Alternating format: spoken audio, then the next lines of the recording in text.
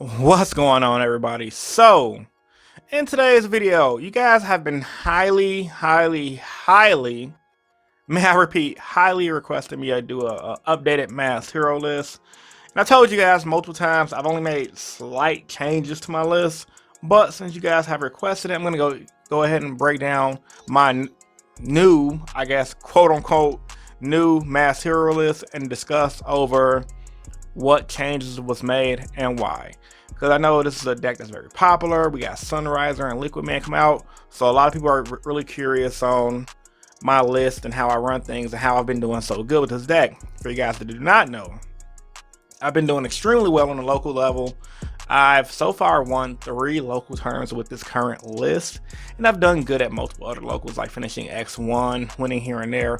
But with my current list, with the few minor adjustments I've made, I've been doing really well. So with all that being said, guys, let's get into it. Without further ado, let's begin. Ice on my wrist, looking kinda cool.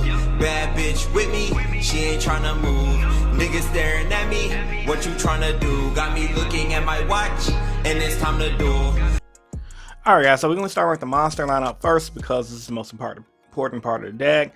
I'm going to go over to the extra deck after that, and then go over to my side deck, because the extra deck and side deck is where a lot of the main changes occurred. So yeah, like I said, I'm just going to break down everything in detail and go from there. So 1 Plasma, best card in the deck, honestly, hands down, one of the best cards in the deck. I'm glad a lot of hero players are starting to catch on to this. I noticed a lot of the lists that are top 8ing or just doing good on a local level is starting to main deck Plasma, and because for good reason. It's a skill drain. It's a walking skill drain that you can protect with your honestly Neos. And honestly, against most decks in the meta right now, you make this with Dark Law first turn, your opponent's going to have a hard time. And to top that off as well, a lot of people have been saying that they think heroes will still go second deck, which is completely far from the truth. But yeah, man, you definitely have to run a 1 Plasma, nothing more, nothing less. 1 Dusty Gold. Now this sucks because I know this is like 75 bucks, and I want to say it's not needed, but it's definitely needed. It definitely helps those grind games that you should lose because they give you another option. I'll give you guys a prime example. A lot of time people like to flip, there can only be 1 on the board. When you have like a Dark Law on the board and you can't summon nothing else, well bam, now you having a Dusty Gold because he's Fiend, he's not a warrior. So this gives you another option of summon a monster, beat your opponent down with, there can only be 1. You can run over things like the Inspect the Borders, things of that nature. And of course, I'm bringing out Malicious Bane. Bane is just that good of a boss monster. Like I said, it sucks that it's so expensive, but it's definitely needed to run this deck in its full capabilities. Heroes is not a broke boy deck anymore, guys. I'm sorry, it's not. And since this is one of my favorite archetypes, I'm gonna ball out and get the expensive cards. And yes, I know my Plasma is the poor man Plasma, but I don't care. I'm not a rarity whore. 1 Honestly Neos, because it's just that good. If you're not running this card, and when you're having a bad time, I mean for the OTKs, you guys should know that already. 1 Solid Soldier, staple. One thing I've noticed as well, a lot of players that are top 8ing has miraculously cut Solid Soldier down to 1, because I told you guys 3 is bad, 2 is not that good. 1 is literally all you need for the combos. I want to say I pit people on with playing 1 Solid Soldier, but I can't really say that. I don't know, but I'm gonna say it anyway. I pit people on running 1 Solid Soldier. I was the first person doing that on YouTube. Everyone, all the other YouTubers who built this deck was running 2, saying you needed 3. And I've told people for a while, you literally only need 1 for the combo with polymerization. Other than that, he's not that good of a card. But yeah, man, moving on. Solid, you run a 1 of. 2 Shadow Mist, staple. You don't need 3. 3 is too clocky. 1 is not enough. 2 is good, especially for the people who like to run Allure Darkness. 1 Dynatag. Some people want to cut this. I disagree. The card is too good. It can protect you from getting OTK with a secondary effect.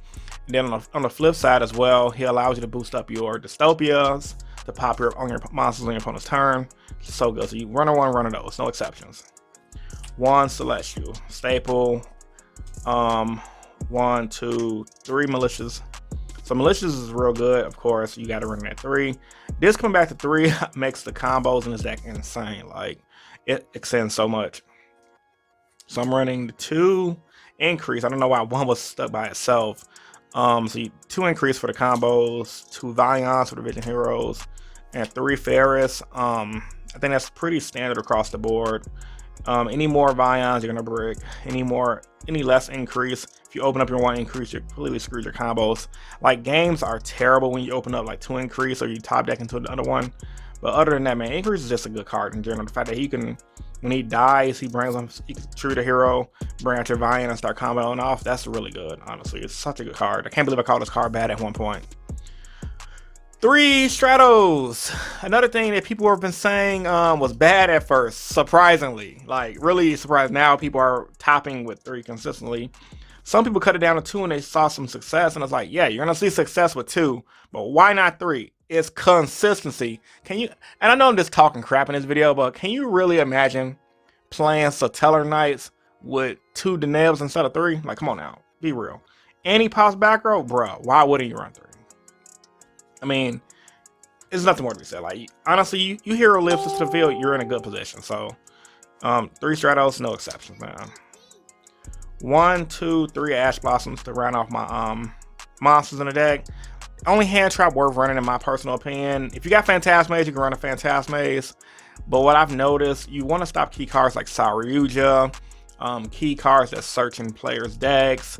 Against Orcus, it stops like Harps, it stops a lot of the searching cards. This card's too good not to run versus cards like Phantasme, which is good. But honestly, even when I was playing Settlement Grace, when people drop Phantasme on me, I was like, oh, that's cool, that's cute. What does it do? Oh, he protects himself from being targeted, and he draws me cards. Great. So, honestly, not saying that Phantasme is a bad card. It's obviously a good card because people run it. But I think I like Ash Blossom better, honestly. My personal, it's more flexible. That's out for the monsters. I don't know the numbers, so don't ask me. But it's a 40 card main deck overall. 1 Rhoda, 1 Dark Calling. There's no explaining that. Dark Calling for your Dusty Gold, 1 Rhoda for all your warriors. 1 Poly. I heard there's a players, some people are testing out 2. 2's not bad. Like, I've thought about adding a 2nd Poly myself as well. But at that point, you're really going to run the risk of just opening up double Poly. And with cards in your deck like Mass Change and Dark Calling, you're going to have a bad time. Just 1 Poly, you good to go. Usually if you resolve it, you win. Or you want to catch your opponent slipping and just play it and just beat them with it. So yeah. 3 Mass Change because Dark Law is king. That's really the only Mass Change target I run in this deck, as you guys will see. Dark Law is all you need, honestly. Anything else other than Dark Law is good, but you don't have enough room. My extra deck is real tight. 3 Fusion Destinies. Best card of the deck.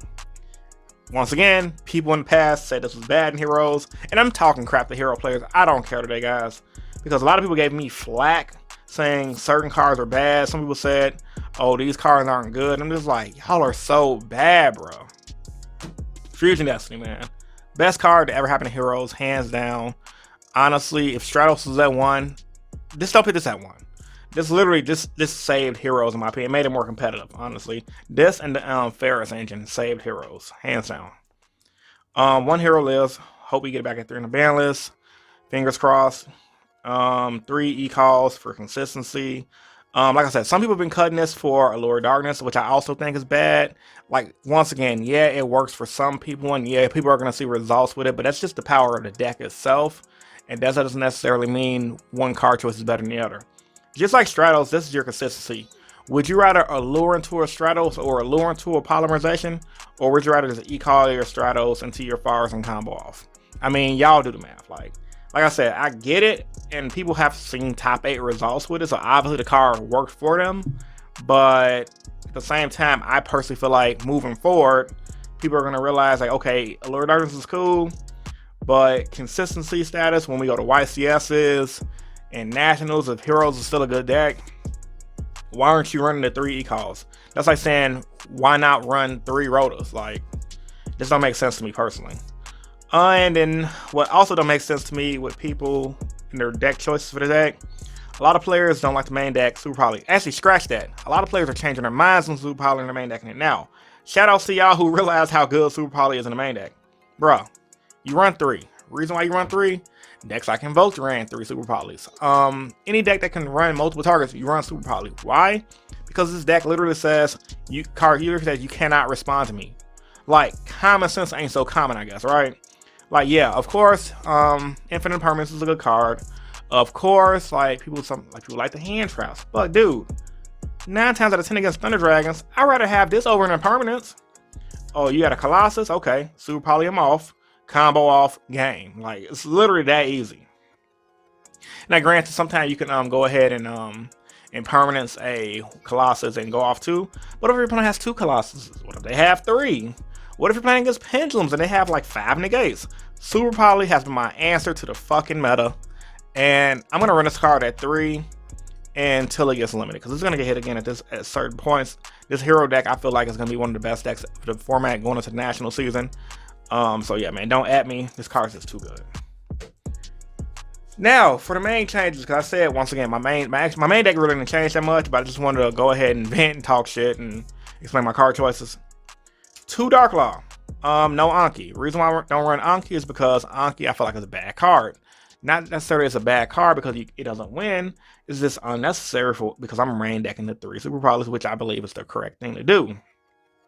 1 Nova Master, 1 Shining, new edition, Escurito, and Ab-Zero. These are my Omni Hero targets.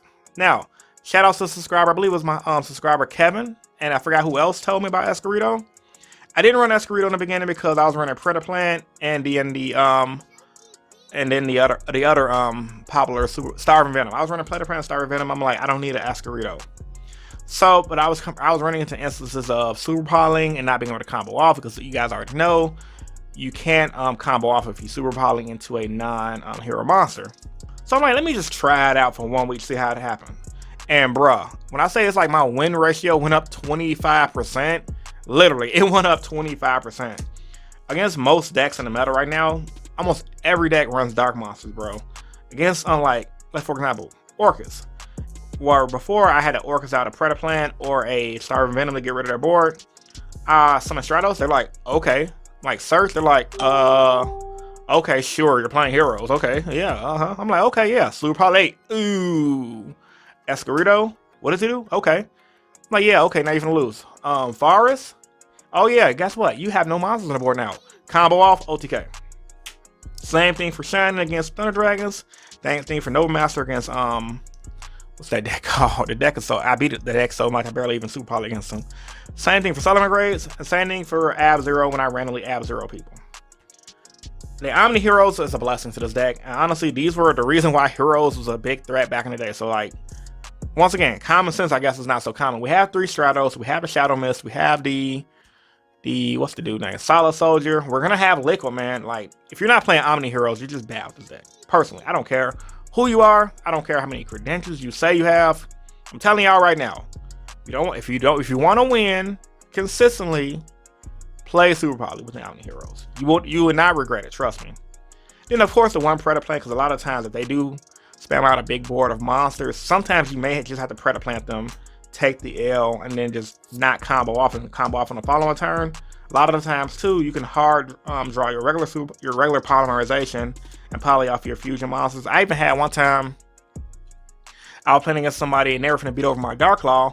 I had a super poly set, and I didn't really have any targets because I used my Escurito. So I'm like, okay, super poly my Dark Claw and your Dark Monster bring out Dystropia. So like you get random plays like that with that card. This card is just too good. 1 Dystopia for the lows and the LTKs, 1 Adoration, 1 Dangerous, 1 Bang, because this ain't a broke hero deck. You need Bang for this deck to play this full capabilities, no exceptions. 1 Trinity, 2 Cross Crusader, 1 Dread Decimator.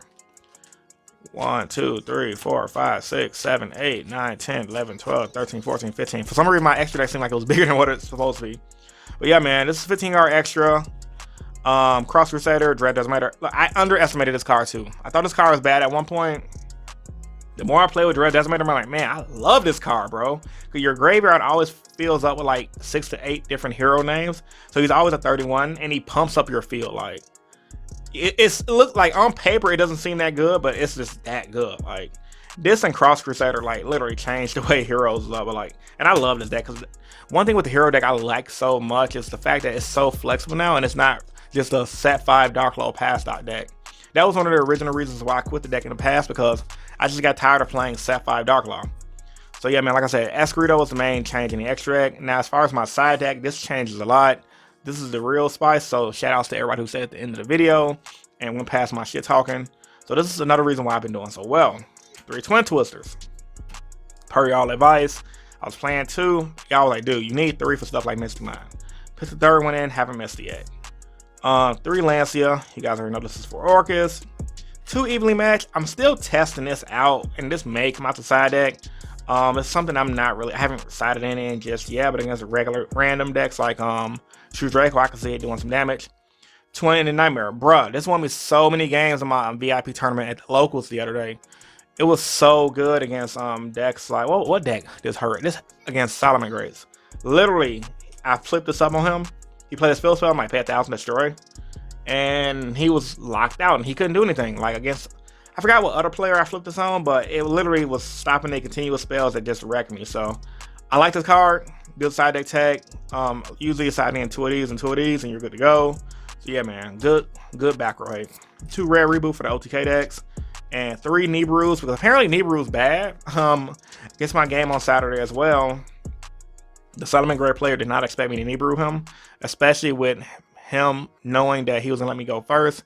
He figured that I was gonna side out Nibiru or whatever. He didn't expect it. Like, it caught him off guard. You know, Nibiru was kind of falling out of favor in players' mind due to the fact that they just think it's not that good. I'm like, bro, this card is so good against Solid. Like, why wouldn't you side this in? And it won me the game because I caught him mid combo. He did all that special combo, and I'm like, okay. I had Darkle on the board, so he definitely didn't expect me to Nibiru. I'm like, oh, he finna combo off and try to just do some damage. I'm like, okay, combo off. Yep. Nibiru. Got rid of his Link Monster. Got rid of his XYZ. His token had like 1200 defense or something like that. And then Nibiru, the actual Nibiru Primal Being, was just laying the smackdown on all his boards, and he couldn't come back, and I just won because of that. So, yeah, man, this is my hero deck in a nutshell. One last thing I wanted to talk about is my changes for when Sunriser and Liquid Man come out, because I know a lot of you guys are going to be asking me that.